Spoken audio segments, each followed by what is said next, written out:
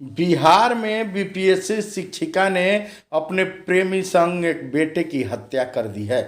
बताया जा रहा है कि अवैध संबंध का विरोध करने पर बीपीएससी शिक्षिका ने प्रेमी के साथ मिलकर अपने 13 वर्ष के बेटे का श्रेयांश का मां पीट पीट कर हत्या कर दी।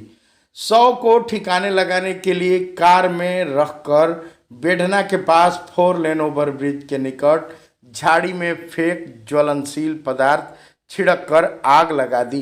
15 जून को पुलिस ने अधजले हालत में बच्चे का शव बरामद किया था।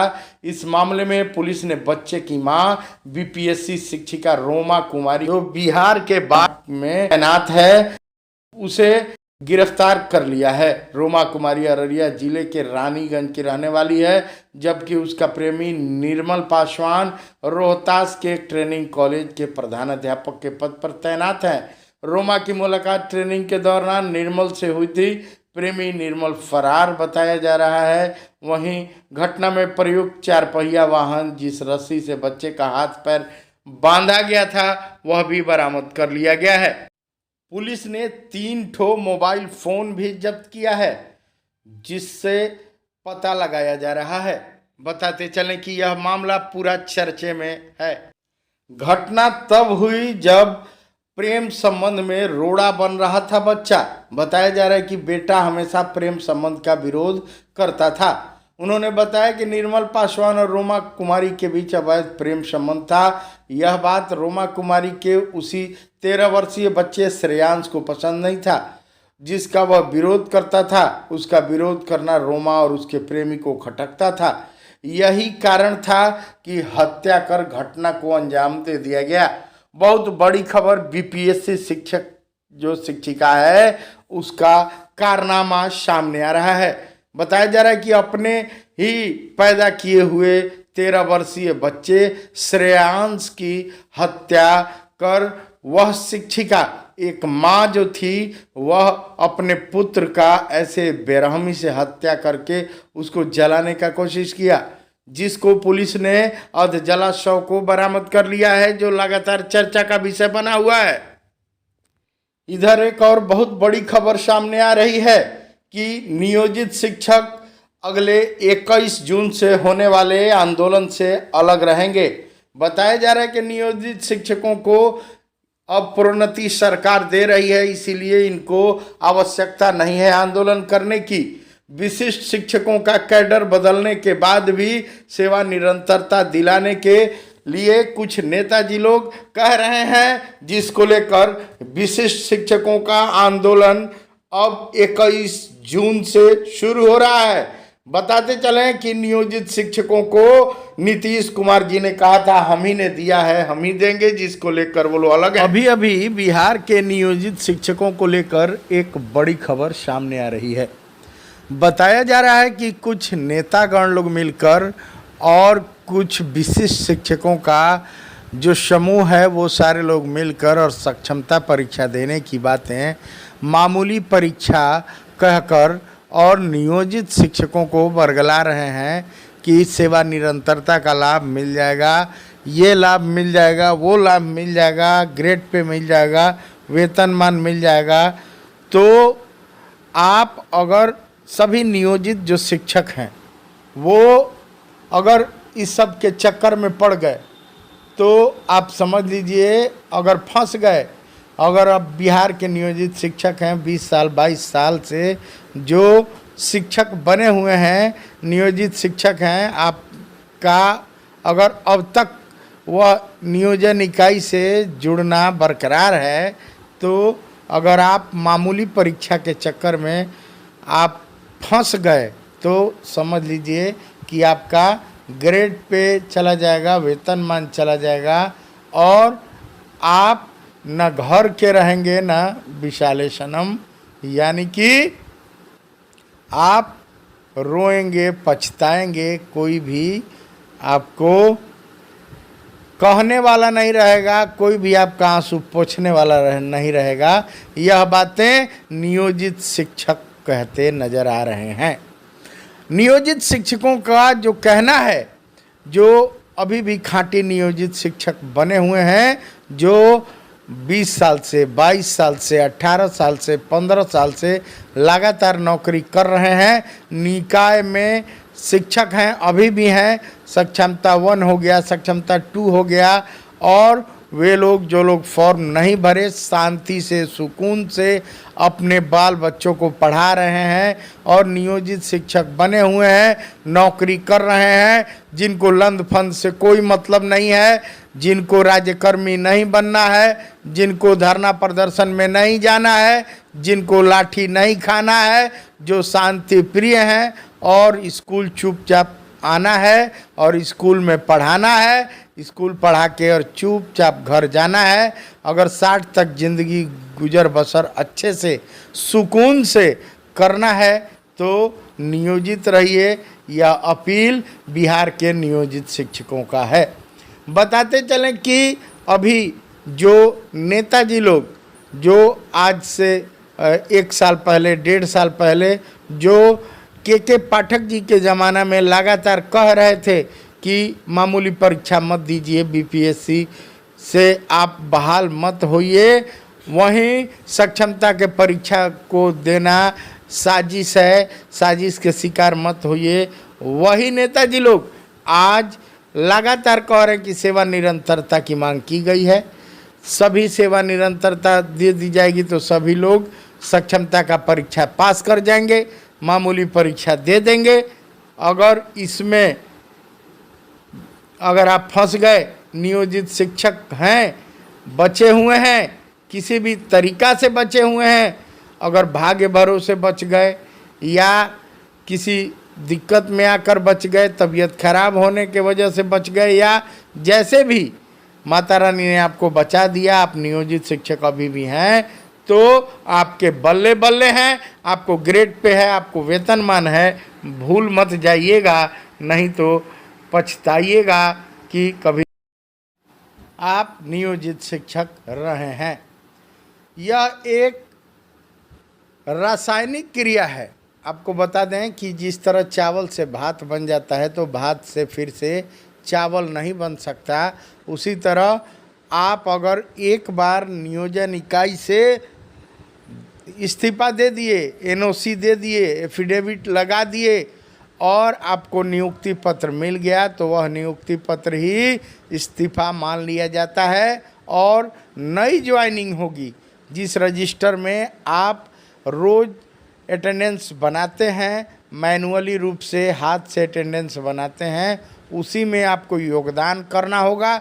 उस तारीख को योगदान करना होगा जिस तारीख को आपको नियुक्ति पत्र मिल रहा है।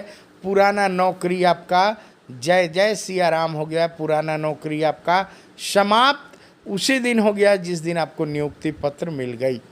आपको बता दें कि जो नियोजित शिक्षकों का समूह है लगातार वह कहता हुआ नज़र आ रहा है, तमाम बैठकें हो रही हैं कि मामूली परीक्षा देने को लेकर, सक्षमता परीक्षा देने को लेकर लगातार दबाव बनाया जा रहा है। इस दबाव में अब कुछ नेता लोग भी शामिल हो गए हैं, जो लोग यह कह रहे हैं। कल तक वही नेताजी जो कहते थे कि सक्षमता का परीक्षा साजिश है, वही नेताजी कहते थे, के पाठक जी को कहते थे कि ये अच्छे नहीं हैं, ये ऐसे हैं, वो वैसे हैं। वही नेताजी कल तक जो कहते थे कि सक्षमता परीक्षा शिकार हो जाइएगा साजिश का, तो ये हो जाएगा, वो हो जाएगा, फॉर्म नहीं भरना है, यह बात कोई नहीं माना। लगभग 2.5 लाख शिक्षक जो नियोजित थे, जो निकाय से जुड़े थे, जो नियोजन इकाई से जुड़े हुए थे, वे लोग बात को ठुकरा कर और सक्षमता का परीक्षा दे दिए। वहीं अपना ग्रेड पे छोड़ दिए, अपना वेतनमान छोड़ दिए और आज सिर खुजला रहे हैं। आज वो लोग ना बैक आ सकते हैं, ना पुराने नौकरी का डिमांड कर सकते हैं।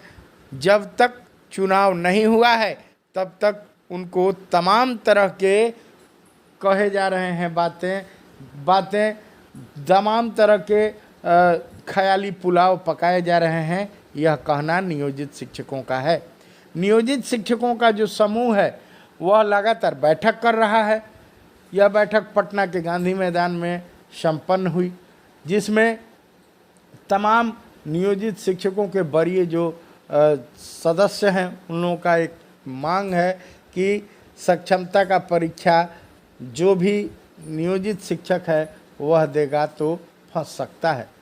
उन लोगों की बातें अगर समझें माने तो सक्षमता का परीक्षा मामूली परीक्षा भले ही हो सकता है, लेकिन जो नियोजित शिक्षक हैं, जो नियोजन इकाई से बहाल शिक्षक हैं, उन लोगों को 5200 से लेके 20,200 का वेतनमान है।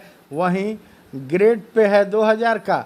सभी नियोजित शिक्षकों ने कई बार हाई कोर्ट पटना में केस किया था प्रोन्नति को लेकर। जो 12 वर्षों तक लगातार सेवा दे रहे हैं उन लोगों को प्रोन्नति भी मिलेगा। हाई कोर्ट पटना का आदेश है कि सभी को बिहार सरकार के द्वारा प्रोन्नति देना पड़ेगा, यानी कि आने वाले समय में उन नियोजित शिक्षकों के बल्ले बल्ले हैं। उन सभी नियोजित शिक्षकों को 7th पे कमीशन का लाभ भी मिल रहा है और 7th पे कमीशन के लाभ के अंतर्गत उनका वेतन भी 50,000 रुपया से अधिक है, जिसमें 18,000 रुपया EPF कटता है और 1,800 रुपया उनका EPF कटता है, 1,800 रुपया सरकार देती है। उनको अच्छा लाभ मिलेगा, लगभग 20,000 रुपया तक उनको रिटायर के बाद उनको पेंशन भी मिलेगा। लेकिन जैसे ही मामूली परीक्षा के चक्कर में वो लोग फंसेंगे, मामूली परीक्षा देते ही जैसे ही वो एफिडेविट लगाएंगे नियोजन इकाई से, वो किनारा कस लेंगे। जैसे ही वो परीक्षा देंगे, कंप्यूटराइज परीक्षा है, ऑनलाइन परीक्षा है, उसमें पास होना तो बहुत बड़ी बात नहीं है। लेकिन जो नियोजित शिक्षकों का कहना है, वो लोग कह रहे हैं कि मामूली परीक्षा होने के कारण सवाल भी बहुत हल्के हल्के आएंगे, लेकिन वह सारा जो पुराने नेता कह रहे थे वह बातें एकदम सत्य हैं। जो भी कह रहे थे कि साजिश है, तो नियोजित शिक्षकों का जो समूह है, जो गांधी मैदान में बैठकर और आवश्यक बैठक जो कर रहे थे, उनका भी कहना है कि सक्षमता परीक्षा भले ही मामूली परीक्षा है।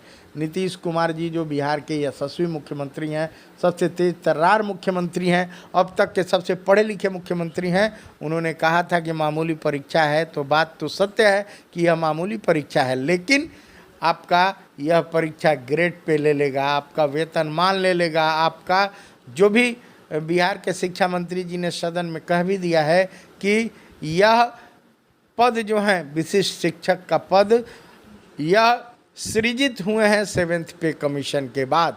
तो 7th पे कमीशन के बाद अगर सृजित हुए हैं तो 7वें वेतन का लाभ आपको नहीं मिलेगा। 7th पे कमीशन का लाभ आपको विशिष्ट शिक्षकों को नहीं मिलेगा। यह बात सर्वविदित है। यह लगातार वीडियो वायरल भी हुआ है, इस चैनल ने आपको वह वीडियो दिखाया भी था।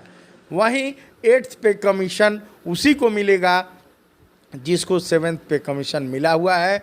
अगर आप सक्षमता परीक्षा पास कर गए तो आपका ग्रेड पे समाप्त, आपका वेतनमान समाप्त। और आश्चर्य की बात यह है कि जब पुराने नौकरी का त्यागपत्र हो गया, जब पुराना नौकरी आपने छोड़ दिया, नया नौकरी आपने ज्वाइन कर लिया, तब फिर पुराने नौकरी का लाभ आपको किस प्रकार मिलेगा, किस बेसिस पर मिलेगा?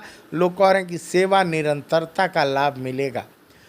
कहने का अर्थ यह है कि विशिष्ट शिक्षक का अपना नियमावली है, इसका सेवा निरंतरता अपने नियमावली से होगा।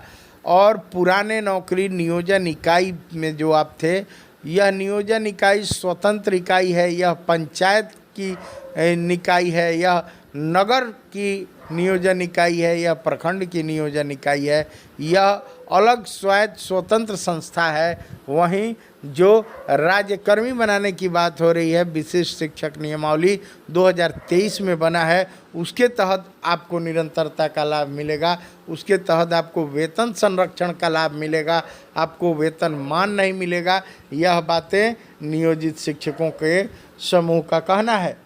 बात करते हुए नियोजित शिक्षकों के समूह ने बताया कि जो भी नियोजित शिक्षक बचे रह जाएंगे, अटल रह जाएंगे, शांतिपूर्वक अपने विद्यालय में पढ़ाते रह जाएंगे, उनको धरना से कोई मतलब नहीं है, प्रदर्शन से कोई मतलब नहीं है, उनको राज्यकर्मी नहीं बनना है, उसको लंद फंद देवानंद से कोई मतलब नहीं है। उन शिक्षकों का आने वाला समय बहुत ही अच्छा होगा और चुनाव के पहले प्रोन्नति जो हाई कोर्ट ने दिया है वह प्रोन्नति भी उन नियोजित शिक्षकों को मिलेगा और जैसे ही प्रोन्नति मिलेगा उनका ग्रेड पे जो है वह 2000 से बढ़कर 2400 हो जाएगा और वेतनमान भी बढ़ जाएगा और 20,200 जो अधिकतम वेतनमान है उसके हिसाब से जब उनको मिलेगा, उनका वेतन जो बढ़ के मिलेगा वह 90,000 से 1,00,000 रुपया तक 8th पे कमीशन के लाभ होते ही 8th पे कमीशन का फ़ायदा मिलते ही उनको हो जाएगा। जो भी विशिष्ट शिक्षक हैं या बीपीएससी टीआरई 1 टीआरई 2 के जो शिक्षक हैं वह इसके लाभ से पूर्ण रूप से वंचित रहेंगे। बताया जा रहा है, जो नियोजित शिक्षकों का समूह कह रहा है कि जो भी टीआरई 1 टीआरई 2 में चले गए, जो नियोजित शिक्षक थे 20 साल 18 साल 22 साल से नौकरी कर रहे थे और उनका उम्र था, वे अगर फॉर्म भर दिए और वह बीपीएससी टीआरई 1 टीआरई 2 में चले गए, उनको भी कोई भी सेवा निरंतरता का लाभ नहीं मिलने वाला है। अगर यह कोई भी कह रहा है, चाहे वह नेता हो, चाहे कोई भी पदाधिकारी हो या उनका कोई भाई हो या बंधु हो, कोई भी अगर कह रहा है कि पुराने नौकरी का यानी नियोजन इकाई का लाभ निरंतर आप वह नौकरी किए हैं उसका लाभ आपको दिया जाएगा। आप टीआरई 1 टीआरई 2 में भले ही चले गए हैं, आप विशिष्ट शिक्षक भले ही बन गए हैं यानी विद्यालय अध्यापक अगर बन गए और पुराने नौकरी का निरंतर लाभ आपको दिया जाएगा, यह कोई कह रहा है तो यह जान लीजिए कि ख्याली पुलाव है। यह मुंगेरी लाल का हसीन सपना कहा जा सकता है। मुंगेरी लाल के हसीन सपने मत देखिए। और नियोजन जो भी नियोजित शिक्षक बचे हुए हैं, जो जिनकी संख्या 1,00,000 तक है, उनका कहना है, गांधी मैदान जो पटना में अत्यावश्यक बैठक चल रही थी, उनका कहना है कि प्रोन्नति भी मिलेगी, आप हेडमास्टर भी हो जाइएगा अगर नियोजित बने रहे तब। अगर जैसे ही टीआरई 1 टीआरई 2 टीआरई 3 में चले गए या विद्यालय अध्यापक बनकर विशिष्ट शिक्षक बन गए या बीपीएससी टीआरई 1 टीआरई 2 टीआरई 3 के चक्कर में जो फंसे हैं, उनको देख लीजिए, उनसे पूछ लीजिए, उनको ना वेतनमान है। एचआरएमएस पर देख लीजिए, ना वेतनमान ना ग्रेड पे। अगर आप नहीं समझ रहे हैं तो आप समझिएगा, देखिए क्या हो। यह बात कितने लोगों को समझ में आती है, कितने लोग समझ पाते हैं, कितने नियोजित शिक्षक अभी भी समझ नहीं पा रहे हैं, वह भुगतेंगे। यह बातें कहना है नियोजित जो खांटी अभी तक नियोजित शिक्षक बचे हुए हैं, उन लोगों का कहना है कि अभी भी कुछ नियोजित शिक्षकों को बरगलाया जा रहा है। टीआरई 1 टीआरई 2 में बहुत सारे नियोजित शिक्षक फंस गए, जिनका ग्रेड पे चला गया, वेतनमान चला गया। वहीं कुछ बचे हुए 2.5 लाख के आसपास फिर से विशिष्ट शिक्षक बन गए। तो उन लोगों से नियोजित शिक्षकों का अपील है, बड़ा अपील है कि वो अगर इसमें फंसना चाहते हैं तो अपना ग्रेड पे गंवा देंगे, अपना वेतनमान गंवा देंगे। चलिए जैसा होता है आपको बताएंगे। नियोजित शिक्षकों का कहना है कि हम लोगों का बताना कर्तव्य है, जिसको दलदल में फंसना है अपना फंस जाइए। कोई क्या करेगा बाद में समझ में आएगा, जब वो कोई आंसू पोंछने वाला नहीं रहेगा, वो रोएंगे। चलिए बने रहिए। यह चैनल कैसा लगा, आप अब तक सब्सक्राइब नहीं किए हैं तो चैनल को सब्सक्राइब ज़रूर कर लीजिए। दीजिए प्रवीण मिश्रा बुलबुल को इजाज़त, ऐसे ही विशेष कुछ लेकर आएंगे।